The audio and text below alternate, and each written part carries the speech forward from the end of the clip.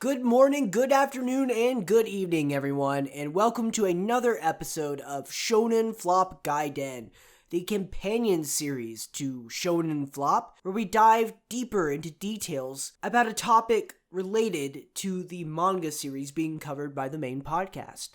As always, I am your host, Tucker Whatley, and the manga series inspiring this episode is the 2008 series Double Arts, which was about, let's see here, a deadly, incurable pandemic. Really? Really, guys? This is what we're choosing? This is what I have to make a whole episode on, researching deadly pandemics? Oh, I can't do this! No! Damn it! I really am not in the right headspace for this. And Easter is coming up, so I have way less time to do this. You know what? I can't stomach talking about modern pandemics, but if we stick to just history, like pre-modern history, I think it might be doable. So let's try diving into deeper detail about pre-modern pandemics. Great. Alright, if we're gonna do this, let's start off by talking about what a pandemic actually is and how it differs from a very related term, epidemic. Epidemic comes from Greek epi, which is a prefix which means upon or on or among.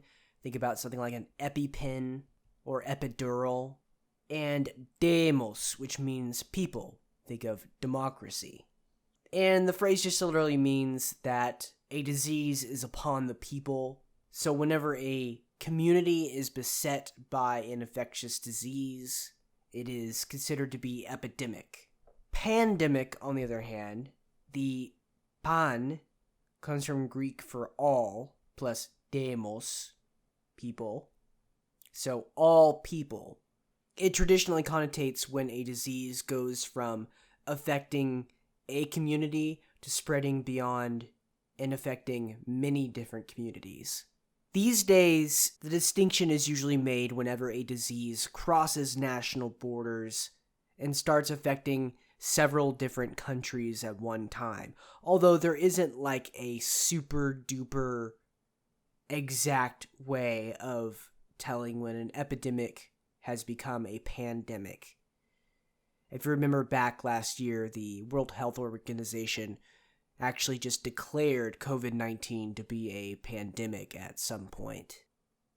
So how did pre-modern people respond to these sorts of mass outbreaks of diseases before they had modern medical science and the knowledge of how diseases are caused? Well, one example of how pre-modern people responded to mass outbreaks of disease is the famous image of the plague doctor with his weird beak-like mask. But besides looking kind of cool and creepy, what was that plague doctor mask actually used for? Well, as it turns out, the design of the mask actually reflects a popular belief about the cause of disease outbreaks at the time. You see, the reason why that beak part of the mask is so long is because it's stuffed with dried herbs and flowers and sometimes other things like spices. So a lot of lavender, sometimes peppermint. Sometimes they'll put sponges with vinegar in there. And they didn't do this because they believed it would kill germs or anything like that, because they didn't know about germs. It was literally stuffed in there to make the air that the plague doctor smelled smell good. Because at the time, the most popular theory about how the bubonic plague, which is what this was created in response to, was spread, was through something called miasma. Miasma literally meaning a type of evil smell. So people at this time literally thought that disease could spread through bad smells. And so if you had stuffed a bunch of potpourri in your mask, then all the air you breathe would smell good, therefore you wouldn't get the plague. Which, of course, is total bullshit, we know now. But, wearing a mask and having some distance probably offered some sort of protection, knowing what we know now about the effectiveness of masks. But it wasn't just miasma that was blamed for the coming of the plague. Many people, not knowing the true cause of the plague, decided to blame the outsiders in society. Travelers, pilgrims, ethnic minorities, religious minorities. You know what? No way. I can't do this. This is too on the nose. No way. I can't do a full episode on this topic. Alright, where were we on time codes? 4 minutes. Oh, damn it. Let's see. What else can I talk about?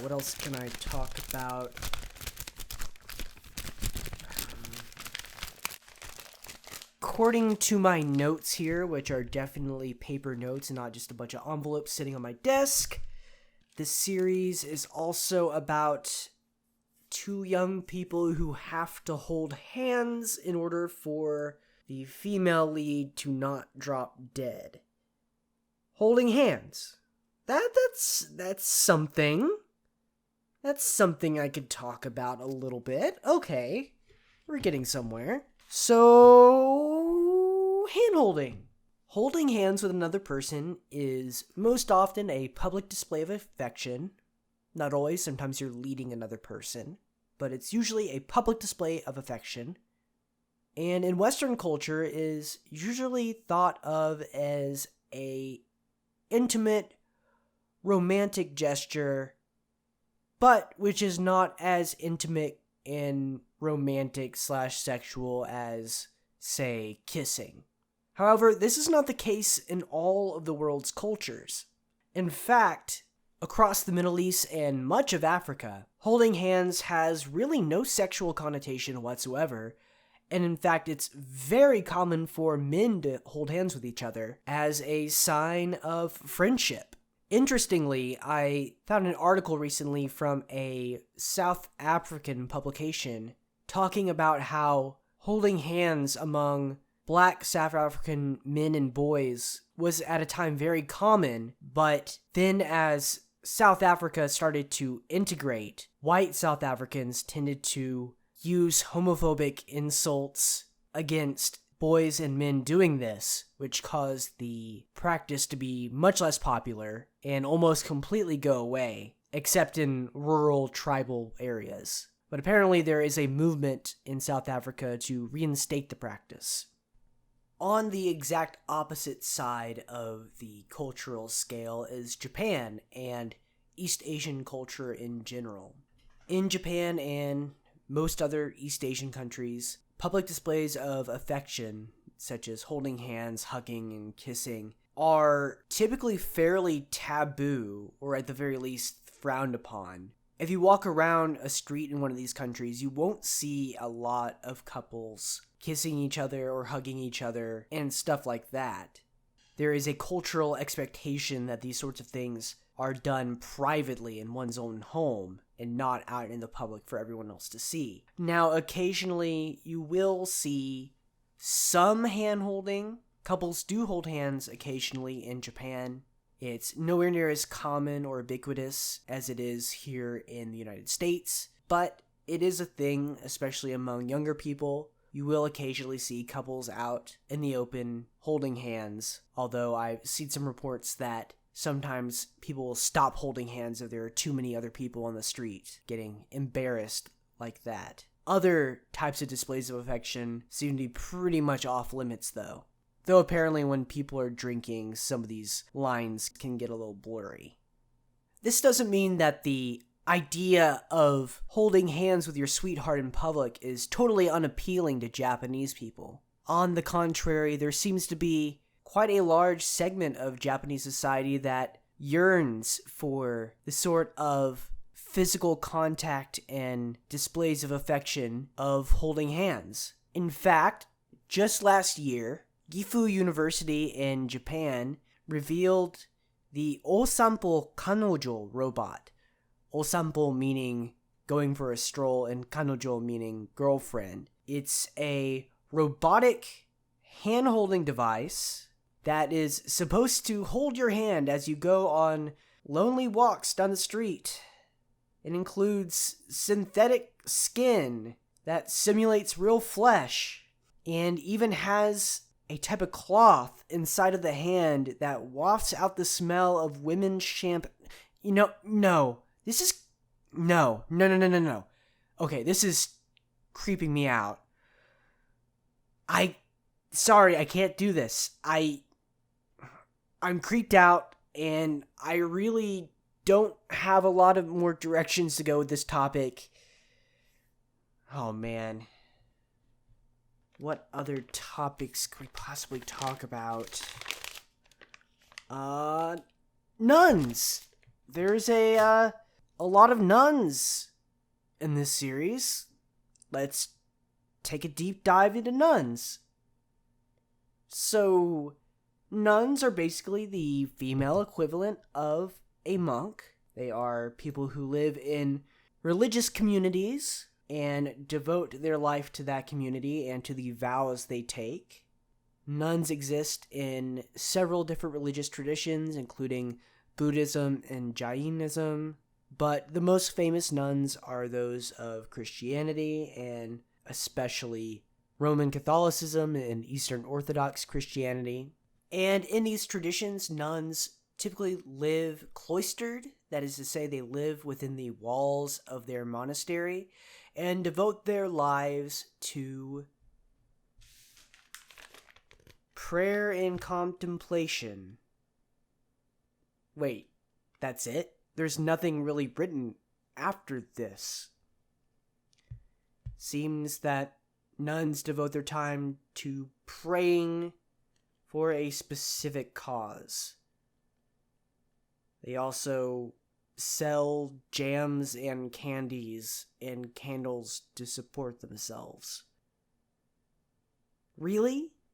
That's it? That's all they do? Oh, that's so boring. You know what? I'm done. End of Gaiden. Other than the pandemic stuff, like David and Jordan said, there really is not much to Double Arts. So, yeah. Well, I hope you got something out of this episode. As always, I have been your erstwhile host, Tucker Whatley. That's TuckerWhatley. You can find my official website at tuckerwhatley.com, spelled the same way. You can also follow me on the Twitters at tuckerwhatley, no punctuation, spelled exactly the same way. Until next time, see you, Space Cowboy.